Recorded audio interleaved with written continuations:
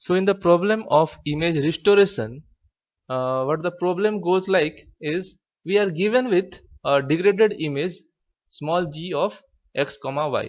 As per our notation, the degraded image given to us is in the form of small g of x comma y. So we have modeled our given degraded image g of x comma y as capital H of small f of x comma y plus a additive noise component, that is eta of x comma y.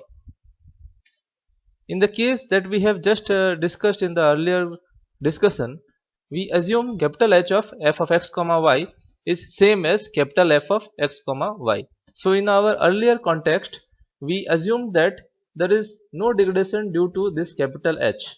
That means capital H of f of x comma y is same as f of x comma y. So in that case, we assume this thing to have a notion that small g of xy is a degraded image only due to this additive noise and not due to this degrading function. Whereas in this case, in the context we are going to discuss now onwards, just now. So in the new case, we'll assume that the degraded image is not due to the noise. The image degraded g of x comma y is degraded not due to noise but only due to the capital H. So whatever case we took in the earlier case, in which the image was degraded only due to noise and not due to the degrading function, here we are trying to do the opposite thing. That means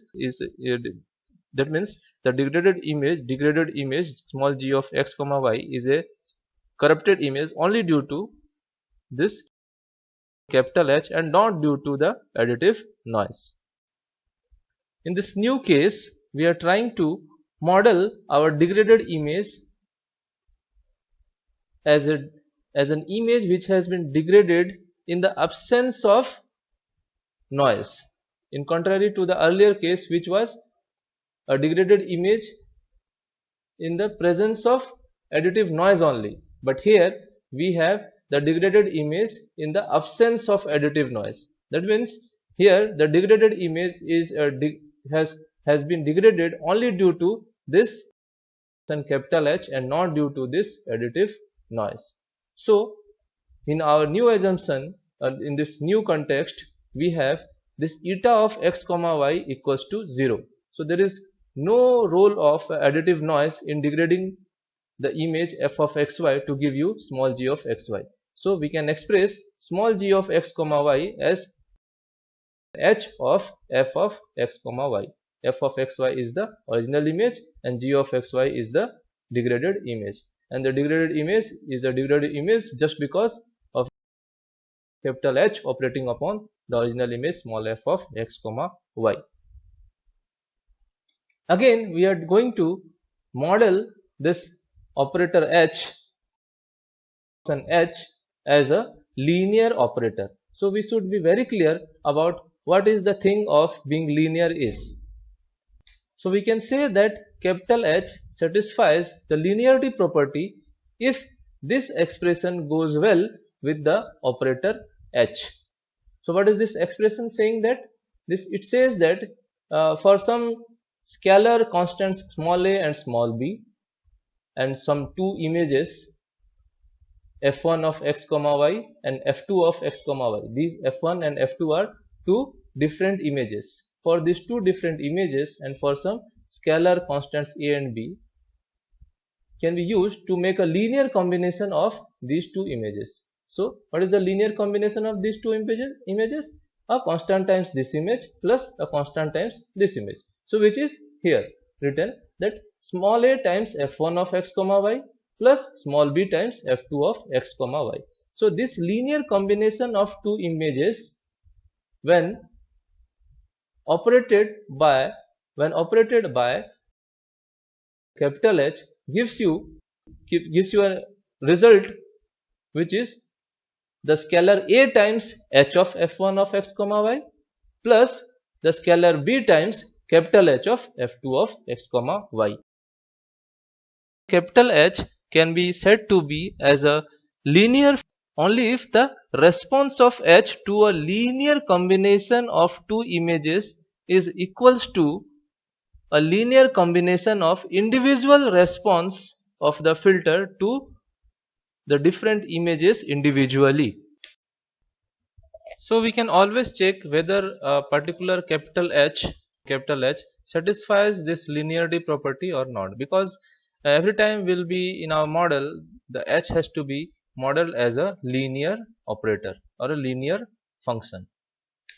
So we have an option: if a particular capital H satisfies this expression in complete, then that particular capital H is definitely a linear. Or we can go for breaking down this check into two component subchecks, which is additivity property and checking for the homogeneity property.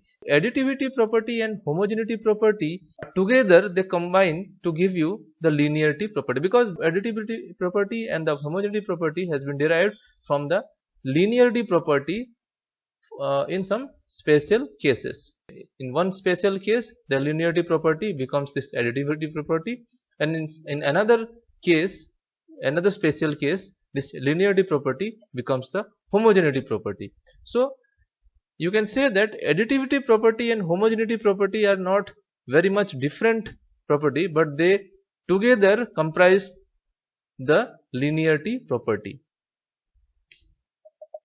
In this very expression which checks for the linearity property, if we put small a and small b both equals to 1, then you can see, just put capital A equals to 1 and capital B equals to 1. So the LHS becomes capital H of f1 of x comma y plus f2 of x comma y, and then equal to, and the RHS, the A and B again are 1, so we can write capital H of f1 of x comma y plus capital H of f2 of x comma y.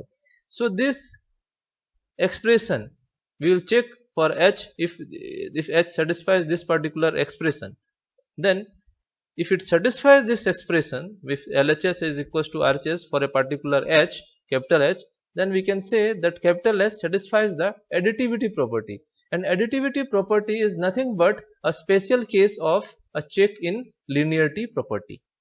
So another special case, the expression which is used to check the linearity property, if we'll put another special case, and that special case is if let the image f2 is equals to 0. In that case we'll find that capital H of f1 of x comma y equals to a times capital H of f1 of x comma y, because this component and this component are going to 0, as f2 of x comma y is equals to 0. So when this expression comes into being, this property if satisfied by certain H, we say that capital H is satisfying the homogeneity property. And again it is important to say that capital H showing homogeneity property is just, the homogeneity property is only a special case of the linearity property. So it is not altogether a different property, but it is a special case of the linearity property. So if we have a situation when a particular H satisfies additive property and do not satisfy homogeneity property, or in another case if capital H satisfies homogeneity property and do not satisfy additive property, then in that case we cannot say capital H as a linear operator. If we have to have a H which is of linear nature, then H must satisfy both additivity property and homogeneity property simultaneously, because each of the additivity and homogeneity property are derived as a special case of the linearity property. So when both of the properties are satisfied together by a certain H, then only that particular capital H is a linear operator. So we tried to understand the linearity property which H must satisfy in our model. In addition to the linearity property which our capital H must be satisfying, we are also trying to push another property that has to be shown by this capital H, and that is the property of being position invariant. So in most of the cases we will be modeling capital H as a linear position invariant operator. So we should also try to understand the position invariance property in some more detail. So we can say that capital H is position invariant. We can check whether capital H is position invariant or not, or we can also say it as a space invariant. The position invariant can also be said to be as a space invariant. Position invariant and space invariant are the same thing. So we can say that capital H is a position invariant operator only if it satisfies this expression. And what this expression says, the H operated upon the shifted f, shifted version of f, shifted in x-axis by alpha and shifted in y-axis by beta. So H of capital H of f of x minus alpha comma y minus beta equals to small g of x minus alpha comma y minus beta. So this expression tries to check that the response of this operator capital H for some input image, that is f, is not depending upon the point at which we are trying to know the value of f. It only depends upon the value of f at that point. So in other words, we can say that this expression is trying to check whether the response at any point in the image, depends only on the value of the input image at that point and not on its position, So we are saying it as this, if this expression satisfies, we say that the degrading function capital H is invariant to position, or we can say it is space invariant. So now, since you are in a position that you understand the linearity property and you understand the position invariance property, therefore if I now say that capital H, the degradation function, is a linear position invariant operator, so now you will be able to relate to this particular H in a more better way. If you can recall from whatever you have studied in digital signal processing, there we had systems which were linear time invariant. The same significance is carried out by our operator H when we model it as linear position invariant operator. In the cases where we had linear time invariant systems, we tried to characterize them with their respective impulse response small h of t. So when a input signal f of t is input to a system which is a linear time invariant system characterized by their impulse response small h of t, then their output y of t could be expressed as a convolution sum of the input f of t and the impulse response h of t. So in there, y of t was nothing but it was equals to f of t convolution of h of t. In a similar way, we are trying to model our degraded output S. So we are trying to model the degraded output as a convolution of the degrading functions h and the input image, that is the original image f of x comma y. And to apply convolution, we must have a operator or a system which is linear and invariant to any shift in its independent variable, and the independent variables for images are space, so we need to have the space invariance into our context. So we need our operator capital H to be space invariant. So first of all, let us assume in first hand that our capital H is a linear operator, and later at some stage while the derivation is being done, will bring in another assumption that our system is also space invariant, and so we'll proceed to see that what if the system, if it is both linear and space invariant, how will the output of such a system can be related to the input and the impulse response of the linear space invariant degrading function when we already know the impulse response of such a degrading function. So we have come across the shifting property of impulse in 2D while studying the spatial domain filters for digital images. So this expression of f of xy as this integral minus infinity to infinity, integral minus infinity to infinity by f of alpha beta del of x minus alpha comma y minus beta d alpha d beta, is this whole thing is a modified version of the shifting property of impulse expression. So if you look closely, this f is the 2D image. F is a 2D image, and this is a function of spatial variables alpha and beta. And this on this alpha and beta axis, this del of x minus alpha comma y minus beta represents an impulse which is located at position alpha equals to x and beta equals to y. So when this is integrated with respect to alpha and beta, gives you the value of the image,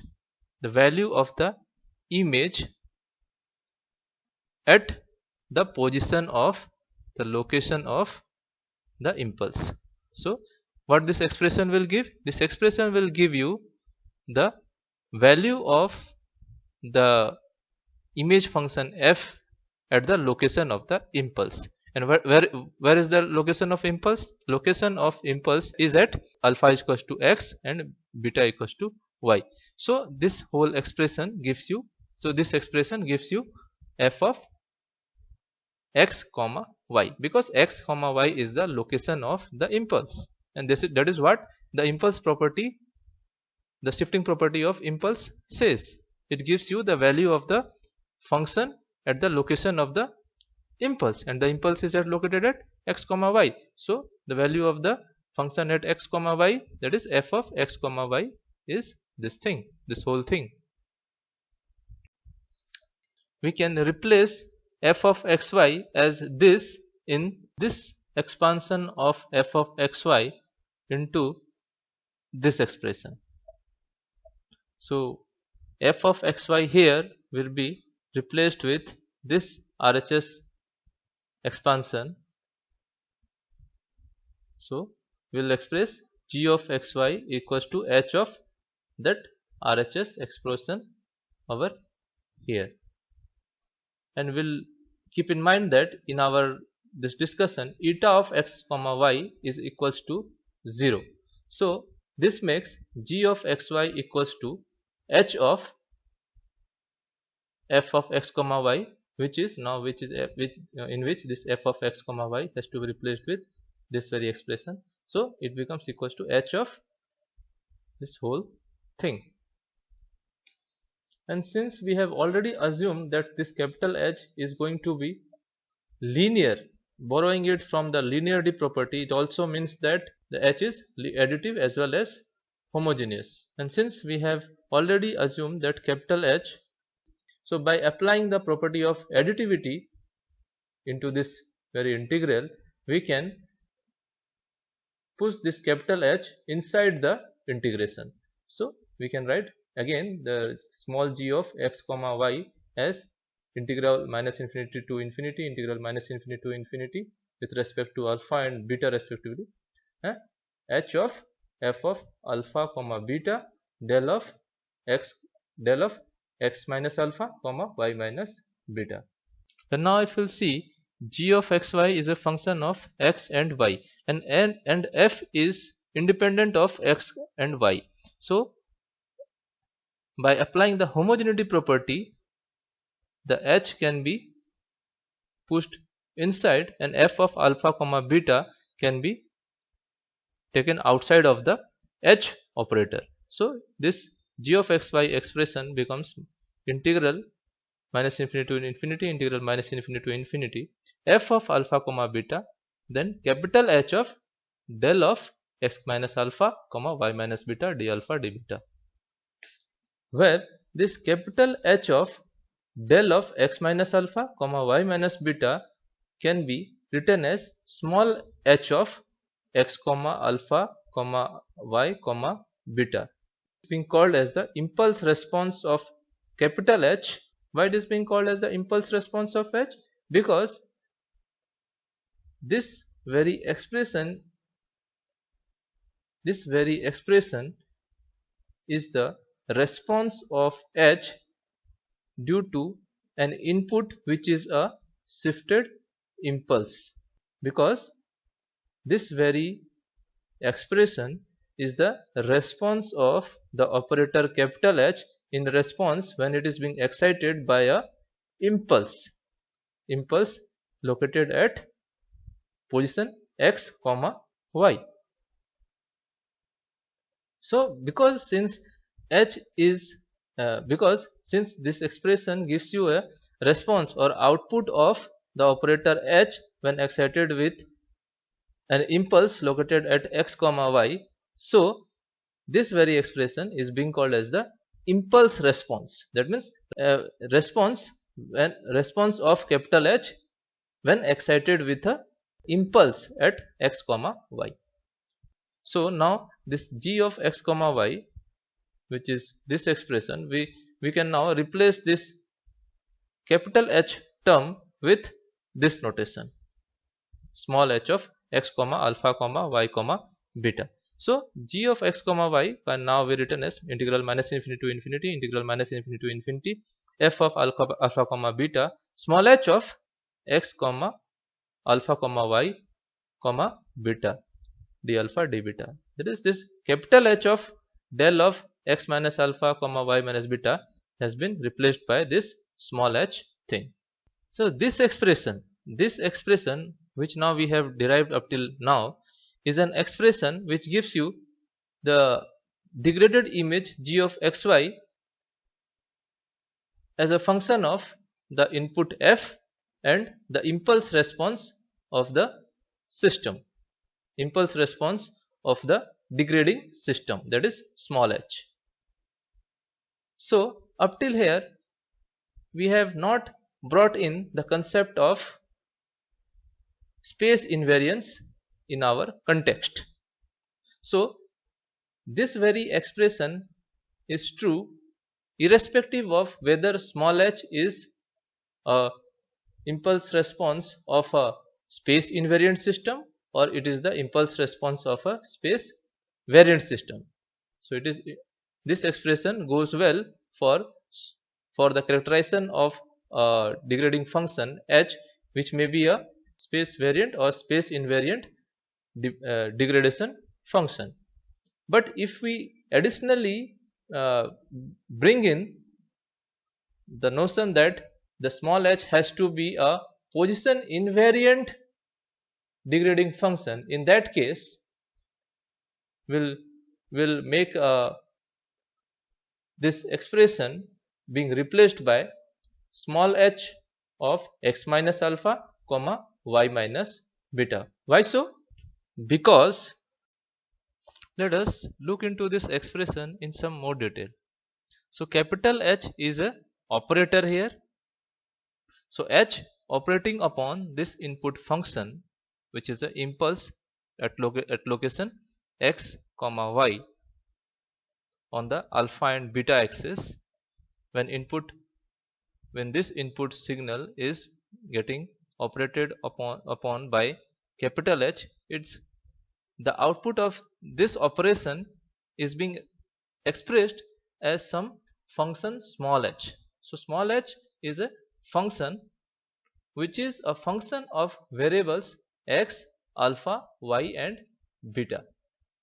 So it is to be noted here that whereas capital H is a operator, small h is a function.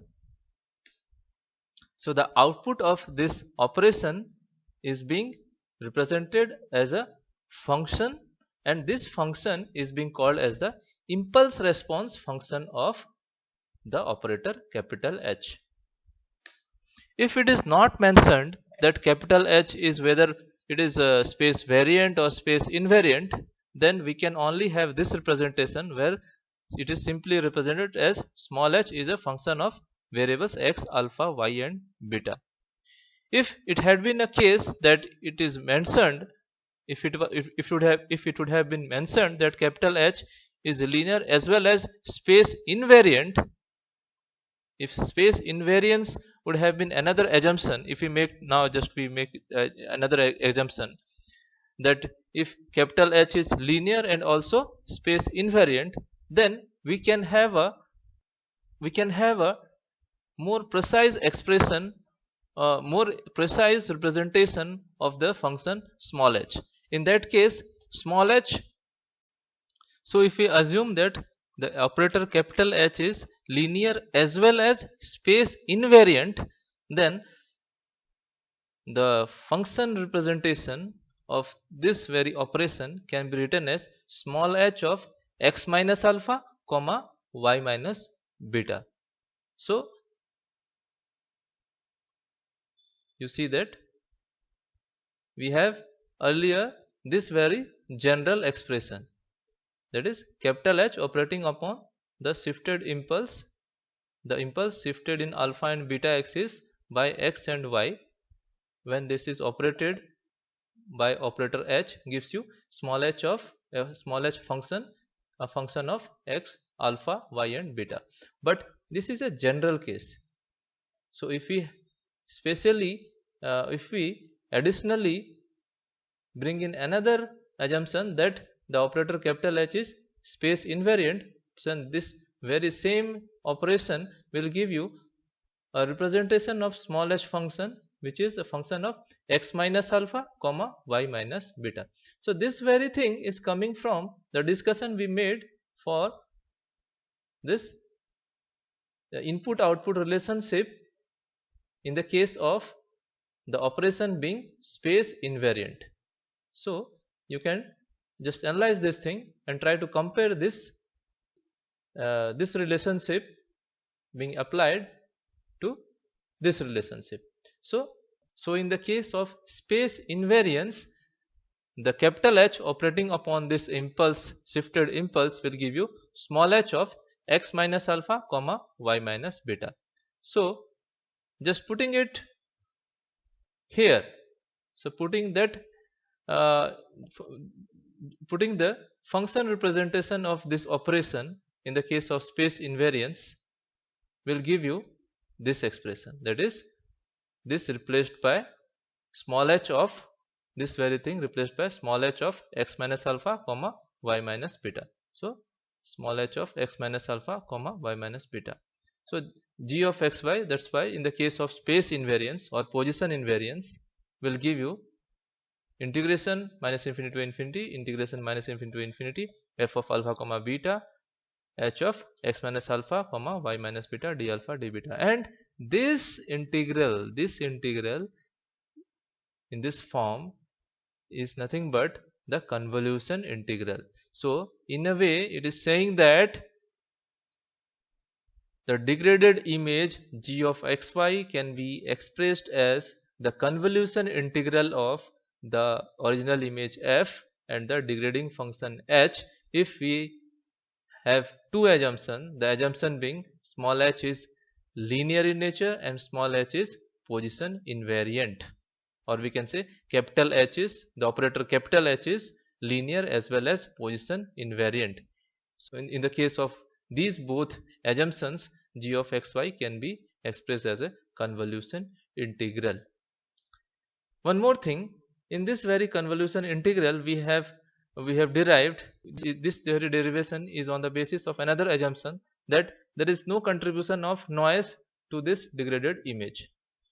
So we had assumed here that the noise is 0, the noise, additive noise is 0 in this whole expression. So if we now bring in the noise also into consideration, so this will be, this degraded image can be expressed as convolution integral of f and h plus the additive noise, So here is the complete expression when the degraded image is degraded due to the degrading function small h and due to a additive noise.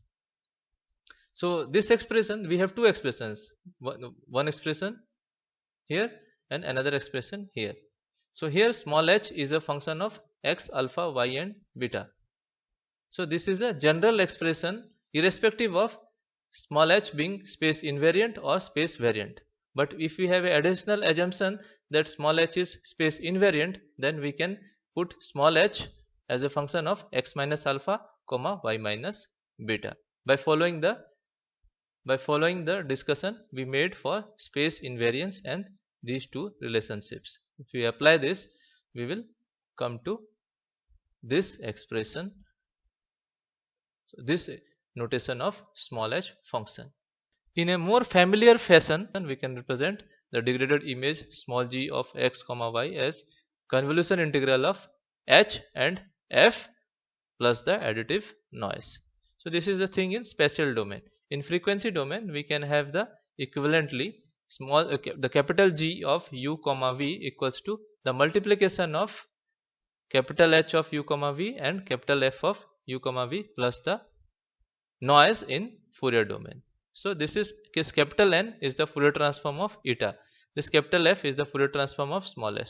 This capital H is the Fourier transform of small h, and capital G is the Fourier transform of small g. So we can now conclude that when we have a degrading operator capital H which is linear as well as space invariant, or we can say if the impulse response of the degrading function is linear as well as space invariant, then we can express the degraded image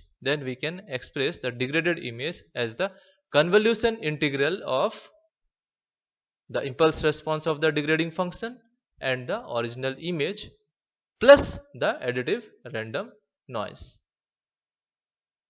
And since we know the convolution in spatial domain is equivalent to multiplication in frequency domain, so capital G of u comma v is the